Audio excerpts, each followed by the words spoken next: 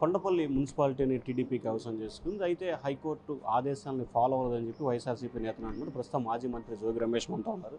Sir ఏంటి sir అసలు ఈ కొండపల్లి మున్సిపాలిటీ ఎన్నిక సంబంధం? తెలుగుదేశం పార్టీ కుయుక్తులతో కుట్రలతో ప్రజాస్వామ్యాన్ని కూనీ చేసి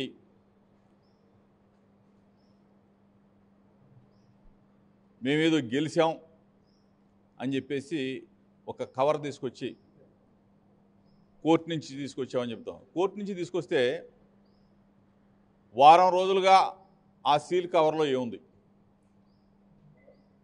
మీటింగ్ పెట్టాం, మీటింగ్ మళ్ళీ క్యాన్సిల్ చేసాం, మరలా ఈరోజు కౌన్సిల్ మీటింగ్ అని చెప్పేసి అది తీసుకొచ్చి ఓపెన్ చేసి ప్రజాస్వామ్యాన్ని కూని. నేను ఒకటే చెప్తా ఉన్నా,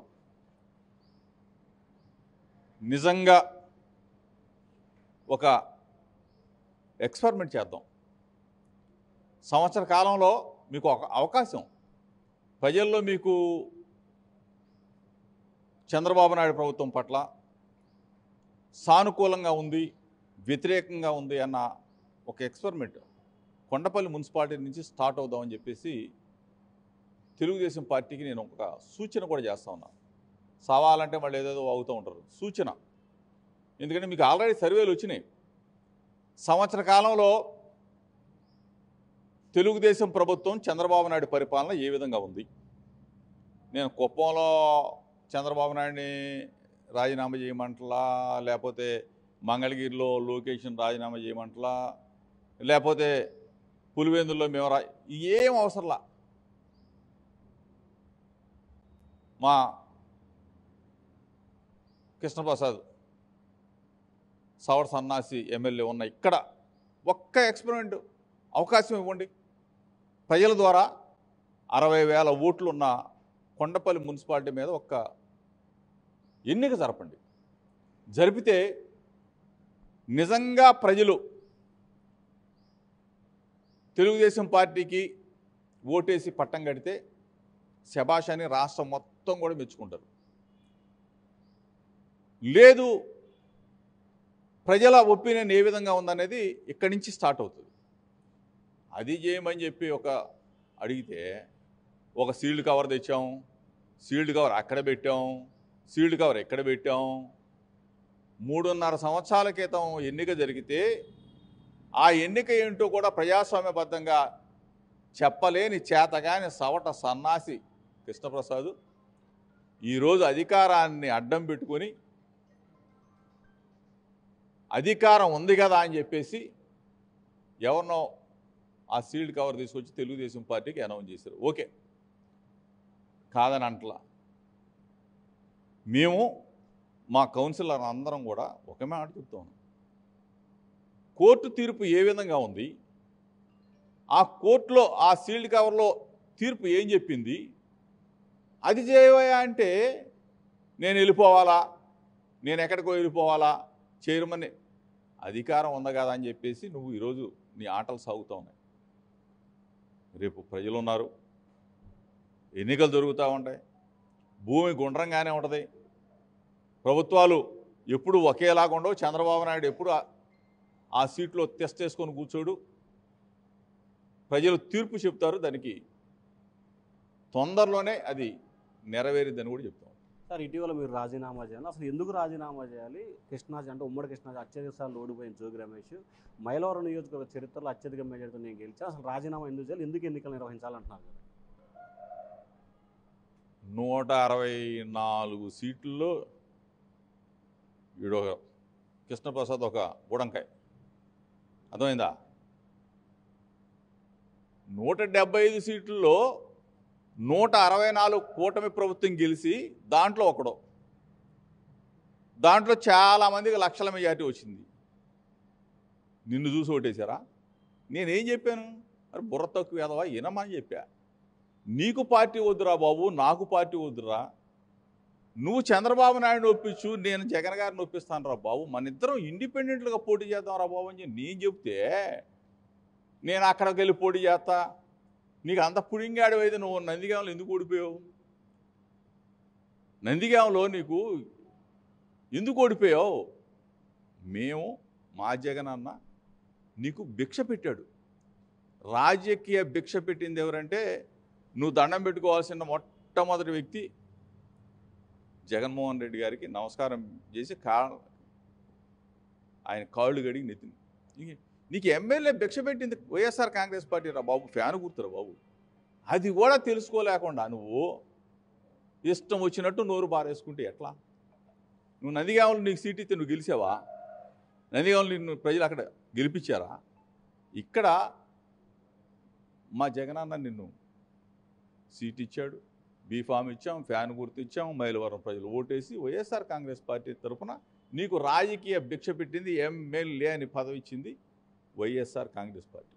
దాన్ని గుర్తుపెట్టుకోకుండా ఇష్టం వచ్చినట్టు వాగుతూ ఉన్నావు.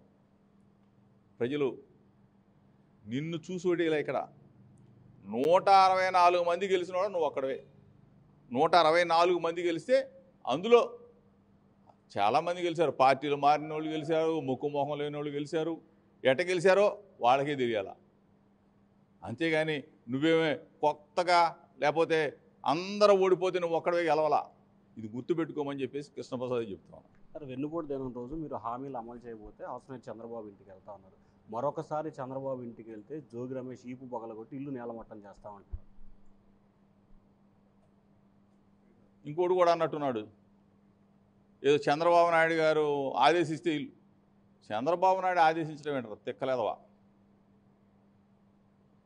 నా కడుపు కాలితే, ప్రజల కడుపులు కాలితే, ప్రజలకు ఇచ్చిన హామీలు నెరవేరకపోతే ప్రజల్లో నుంచి వ్యతిరేకత వ్యక్తమవుతుంది. నీ సూపర్ సిక్స్లు ఏమని చెప్పేసి మేమందరం అడుగుతూ ఉంటే ఆ సూపర్ సిక్స్ హామీలు అమలు చేయకపోతే చంద్రబాబు నాయుడు గారి ఇల్లు ముట్టదిస్తాం, అసెంబ్లీ ప్రతిపక్షం మేము ప్రజల పక్షాన పోరాడాల్సిందే కదా. నువ్వు హామీ ఇచ్చావు, నువ్వు మేనిఫెస్టోలో పెట్టావు. నీ సూపర్ సిక్స్ గురించి మేము అడుగుతాం. సంవత్సరం అయిపోయింది, నువ్వు సంబరాలు చేసుకుంటున్నావు. సంబరాలు చేసుకుంటున్నప్పుడు మా సూపర్ సిక్స్ ఏమైందని ప్రజలు అడుగుతూ ఉన్నారు. ప్రజలు అడిగిన దానికి ప్రతిపక్షంగా మేము వాళ్ళ పక్షాన మేము పోరాడాలా? ఇది మా బాధ్యత. చంద్రబాబు నాయుడు గారి ఇల్లు ముట్టడిస్తాం, లేదంటే అసెంబ్లీ ముట్టడిస్తాం. ఇది మా బాధ్యత, ప్రతిపక్షంగా మా బాధ్యత. ప్రజలకు నువ్వు ఇచ్చింది హామీ నెరవేర్చకపోతే ప్రజల పక్షాన మేము పోరాటం చేస్తాం. దానికి చంద్రబాబు నాయుడు ఇల్లా లేకపోతే ఇంకోటిలా మేము చూడం కదా. ముఖ్యమంత్రిగా ఎవరో హామీ ఇచ్చారు, చంద్రబాబు నాయుడు తెలుగుదేశం పార్టీ అధ్యక్షుడికి ఏమి హామీ ఇచ్చాడో అది నెరవేర్చమని చెప్పి అడుగుతాం, నిలదీస్తాం. అతనే చెప్పాడు చొక్కా పట్టుకోమని చెప్పేసి. ఆడ కూటమి లీడర్లు చెప్పారు మా చొక్కా పట్టుకొని అడగమని చెప్పేసి. ఏమైపోయినాయి హామీలు? సూపర్ సిక్స్ అమలు చేయమని చెప్పి అడుగుతాను. దానికి చంద్రబాబు నాయుడు గారు నీకు చెప్పడం ఎందుకు? చంద్రబాబు నాయుడు నీకు దమ్ము ఉంటే నువ్వు రా, నీకు దమ్ము ఉంటే, నీకు ధైర్యం ఉంటే నన్ను నిలదీవా. అంతేగాని సన్నాసి వాగుడు, సవట సన్నాసిలకు వాగొద్దని చెప్పేసి కృష్ణప్రసాద్ చెప్తాం. ఫైనల్గా ఏ సార్ ఇటీవల డిప్యూటీ సీఎం పవన్ కళ్యాణ్ కొంత ఇన్యాక్టివ్గా ఉన్నట్టు అనిపిస్తుంది, నిజమేనా సార్? పవన్ కళ్యాణ్ గారు చాలా బిజీ. ఆయన ఈ మధ్య పేపర్లో కూడా చూశారు. అంటే ఆయనకున్న అంటే ఆయనకు ఒక ఇది కూడా ఉంది కాబట్టి సినిమాలు ఇవన్నీ ఉంటాయి కదా కామన్గా. ఇన్యాక్టివ్గా ఉన్నాడా, ఇన్యాక్టివ్ చేశాడా అనేది కూటమి ప్రభుత్వంలో జనం ఏమనుకుంటున్నారంటే